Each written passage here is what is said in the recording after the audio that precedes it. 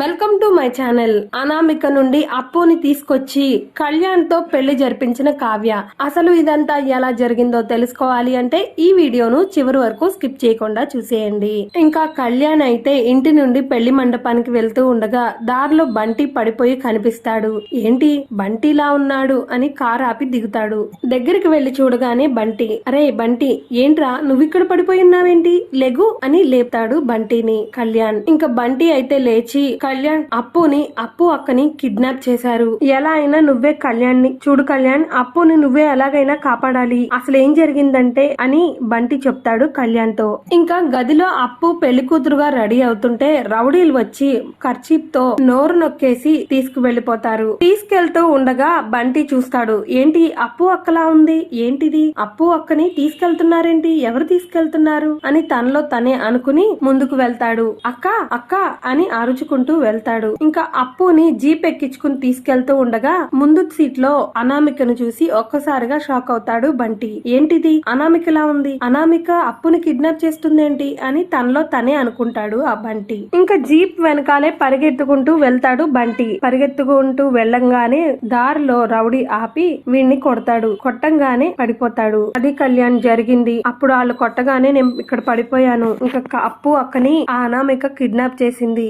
ఎలా అయినా నువ్వే కళ్యాణ్, నువ్వే ఎలాగైనా కాపాడాలి అప్పు అక్కని, పద కళ్యాణ్ అని బంటి అనగానే ఇంకా కళ్యాణ్ అయితే ఆలోచనలో పడతాడు. ఏంటిది అనామిక కిడ్నాప్ చేసిందా, అనామిక అప్పుని ఎందుకు కిడ్నాప్ చేసింది అని తనలో తనే ఆలోచించుకుంటూ ఉన్నాడు. ఇంకా మరో పక్క కళ్యాణ మండపంలో కనకం ఏడుస్తూ ఉంటుంది. కనకం ఏడుస్తూ ఉంటే ఇంకా ధాన్యలక్ష్మి రుద్రాణి ఇద్దరు కూడా తిడుతూ ఉంటారు. ఇంకా రుద్రాణి అయితే అనామిక నువ్వెందుకు కనకం ఏడుస్తున్నావు, నేను కదా ఏడవాలి, నా కొడుకు భవిష్యత్తు ఏమవుతుందో అని నేను కదా బాధపడాలి, నీ కూతురు నా కొడుకు వెళ్లిపోయారని ఏడుస్తుంది నేను, నువ్వెందుకు బాధపడతావు, నీ కూతురు బానే ఉంటుంది అని ఉంటుంది. కనకం అనంగానే ఇంకా బాధపడుతూ ఉంటారు ముగ్గురు. స్వప్న ఇంకా కనకం కావ్య ముగ్గురు చాలా బాధపడుతూ ఉంటారు. ఇంకా రుద్రాణి అయితే ఎందుకు కనకం బాధపడతావు, మీరు ఎందుకు సంతోషంగా ఉండండి, కళ్యాణ్ని లేవ తీసుకుని పోయి ఈ పాటికి పెళ్లి చేసేసుకుని ఉంటుందిలే అప్పు అని అంటుంది రుద్రాణి. వీళ్ళందరూ ఇలా మాట్లాడుకుంటూ ఉండగా ఇంకా పెళ్లి కొడుకు అయితే వచ్చి ఇంకా చాలు ఆపండి, మీరందరూ మీరు మాట్లాడుకుంటున్నారు గాని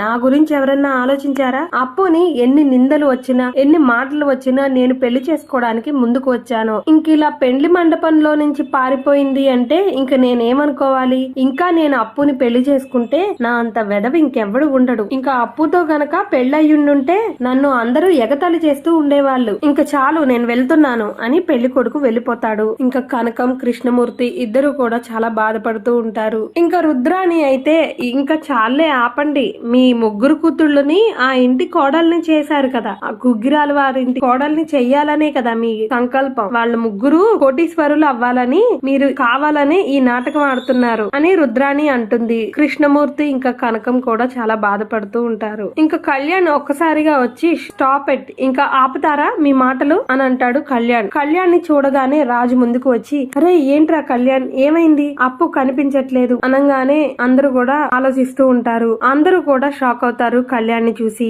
ధాన్యలక్ష్మి వచ్చి రే ఏంట్రా నువ్వు అప్పుని పెళ్లి చేసుకున్నావా, అయినా నేను ఇంటికి తాళం వేసి వస్తే నువ్వు ఎందుకు బయటకు వచ్చావు, అసలు ఇక్కడికి ఎందుకు వచ్చావు చెప్పరా, అప్పుకి నీకు పెళ్లి చేసేసారా ఈ రాజు కావ్య అని అంటుంది ధాన్యలక్ష్మి.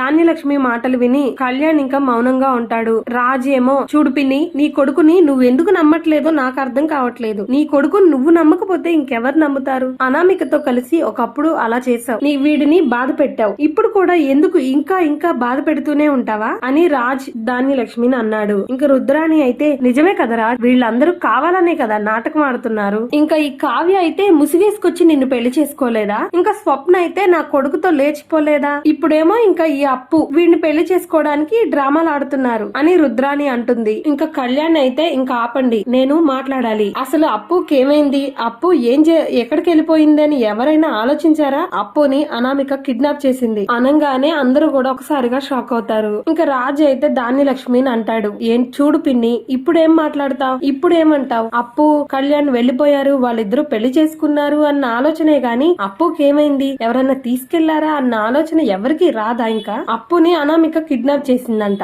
ఇప్పుడు అనామిక ఉన్నప్పుడు నీ కొడుకుని నమ్మలేదు, ఇప్పుడు నీ కొడుకుని నమ్మలేదు, ఇంకా నువ్వు నమ్మవా పిన్ని, ఇంకా అనామిక ఉన్నప్పుడేమో నా కోడలు అని తనకే సపోర్ట్ చేసావు, ఇప్పుడు కూడా కళ్యాణ్ కళ్యాణ్ ని నమ్మట్లేదు. నమ్మకుండానే కదా ఇంటికి తాళం వేసి మరీ వచ్చావు. ఇంకా అలా అని రాజ్ అనంగానే మౌనంగా ఉంటుంది ధాన్యలక్ష్మి. అందరూ కూడా షాక్ అవుతారు. ఇంకా కావ్య అయితే వచ్చి ఇంకా లేదు, అనామిక కిడ్నాప్ చేసిందా, నా చెల్లెల్ని ఏదన్నా చేస్తుందేమో, నేనే ఎలా అయినా కాపాడుకుంటాను అని తనలో తనే ఆలోచించుకుంటూ ఉంటుంది కావ్య. ఇంకా కళ్యాణ్ కి ఫోన్ వస్తుంది. అనామిక ఫోన్ చేసి, ఏంటి నీ గర్ల్ ఫ్రెండ్ కనిపించట్లేదా, తన పెళ్లి ఆగిపోయిందా, ఆ ఇంటి పరువంతా పోయిందా, చూడు ఒక్కొక్కళ్ళని వదిలిపెట్టను, ముందు అప్పు నుంచే స్టార్ట్ చేశాను, అందరినీ కూడా పగ సాధించే తీరతాను, నా జీవితాన్ని ఇలా చేసినందుకు ఇంకా కావ్యని నిన్ను కూడా వదిలిపెట్టను అని అనామిక కళ్యాణ్ కి వార్నింగ్ ఇస్తుంది. ఇంకా కళ్యాణ్ అయితే ఫోన్ పెట్టేయంగానే, అన్నయ్య ఇదిగో ఇది చూడు, ఈ లొకేషన్ కి ఎలా అయినా మనం వెళ్ళాలి, అప్పు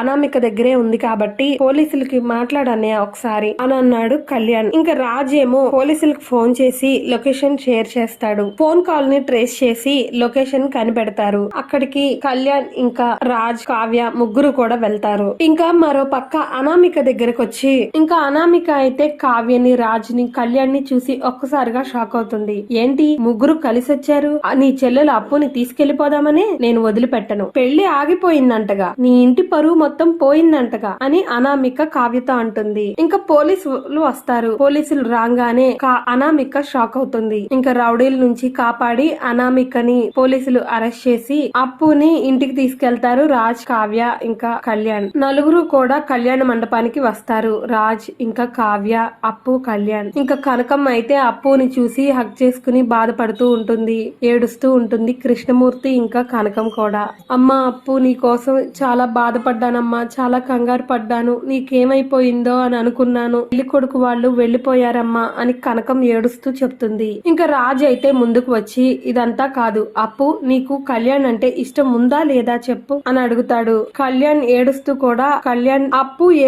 కూడా కళ్యాణ్ దగ్గరికి వెళ్లి హక్ చేసుకుంటుంది. అది చూసి రాజ్ బాధపడుతూ ఇద్దరిని అలా చూసి, ఇద్దరు మనసులో ఇంత ప్రేమ ఉంచుకుని మీరెందుకు బయటపడట్లేదు, ఎవరి కోసం ఇదంతా, ఈ ప్రపంచం ఏమనుకున్నా ఎవరు ఏమనుకున్నా సరే మీ పెళ్లి నేను జరిపిస్తాను అని రాజ్ అనంగానే ఇంకా కావ్య అయితే, అవును నేను కూడా తప్పు చేశాను, అప్పు పెళ్లి వేరే వాళ్ళతో చెయ్యాలనే చూశాను గాని తన మనసులో నువ్వు ఉన్నావని తెలుసుకోలేకపోయాను కళ్యాణ్ అని కావ్య అంటుంది. ఇద్దరిని కూడా పీటల మీద కూర్చోబెడతారు. ఇంకా రుద్రాణి అయితే షాక్ లో ఉంటుంది.